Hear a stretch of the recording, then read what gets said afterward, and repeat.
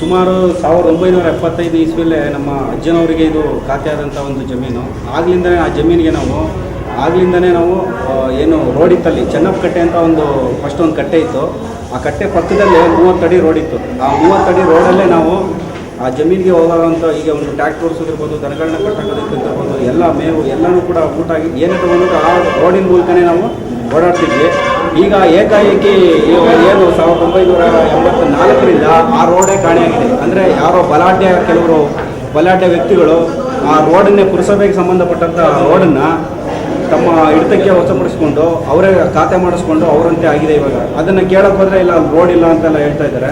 ಅದಕ್ಕೋಸ್ಕರ ಈ ಮಾಧ್ಯಮದ ಮೂಲಕ ನಮಗೆ ಏನು ಇಲ್ಲಿ ಇರ್ತಕ್ಕಂಥ ಎಲ್ಲರೂ ಕೂಡ ಬಡಪಾಯಿಗಳೇ, ಯಾರು ಕೂಡ ಏನು ದೊಡ್ಡ ಶ್ರೀಮಂತರಲ್ಲ, ಎಲ್ಲ ಕೂಲಿ ಮಾಡ್ಕೊಂಡು ಜೀವನ ಮಾಡ್ತಾ ಇರ್ತಕ್ಕಂಥ ಒಬ್ಬ ಇದಕ್ಕೆ ಸೇರಿದವರು. ಅದಕ್ಕೋಸ್ಕರ ದಯವಿಟ್ಟು ಈಗ ಈ ಒಂದು ಇದರಲ್ಲಿ ಮಾಧ್ಯಮದ ಮೂಲಕ ತಿಳಿಸ್ಕೊಡಿಸೋದೇನೆಂದರೆ ಆ ಬಲಾಢ್ಯ ವ್ಯಕ್ತಿಗಳಿಂದ ನಮಗೆ ಈ 30 ಅಡಿ ಏನಿತ್ತು ಆ ಸಾರ್ವಜನಿಕ ರಸ್ತೆ, ಇದರಿಂದ ಅಕ್ಕಪಕ್ಕದ ಹಳ್ಳಿಗಳಿಗೂ ಕೂಡ ಇದರಿಂದ ಅನುಕೂಲ ಆಗ್ತಾ ಇದೆ. ಸುಮಾರು ಒಂದು 8-10 ಹಳ್ಳಿಗಳಿಗೆ ಈ ರೋಡಿಂದನೂ ಕೂಡ ಅನುಕೂಲ ಆಗಿದೆ.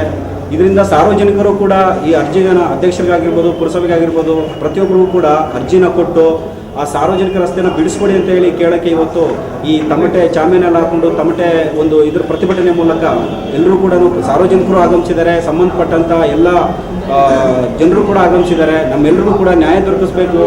ಆ ಕಾನೂನು ಮೂಲಕ ಆಗಲಿ ಅಥವಾ ಪುರಸಭೆ ಮೂಲಕ ಆಗಲಿ ನಮ್ಗೆ ನ್ಯಾಯ ಸಿಗಬೇಕು ಅಂತ ಈ ಮಾಧ್ಯಮದ ಮೂಲಕ ಎಲ್ಲರನ್ನೂ ಕೇಳ್ಬೋದು. ಸೆಕ್ರೆಟರಿಯೇಟ್ ಅವರಿಗೆ ತಿಳಿಸೋದೇನೆಂದರೆ ಈ ಒಂದು ಏನಾಗಿದೆ ಇದು ಕೂಡ ಜನಗಳಿಗೆ ಭಾಳ ಅನ್ಯಾಯ ಆಗಿದೆ. ದಯವಿಟ್ಟು ಇದನ್ನು ಕೂಡ ಅವರು ಕೂಡ ಮನಗಣಿಸಿ ನಮ್ಮ ಈ ಸಾರ್ವಜನಿಕರಿಗೆ ಒಳ್ಳೆಯದಾಗಬೇಕು, ಸುತ್ತಮುತ್ತಲಿನ ಎಲ್ಲ ಸಾರ್ವಜನಿಕರಿಗೂ ಒಳ್ಳೆಯದಾಗಬೇಕು ಅಂತೇಳಿ ಅವರಲ್ಲೂ ಕೂಡ ನಾನು ಮನವಿ ಮಾಡ್ಕೊತಾ ಇದ್ದೀನಿ.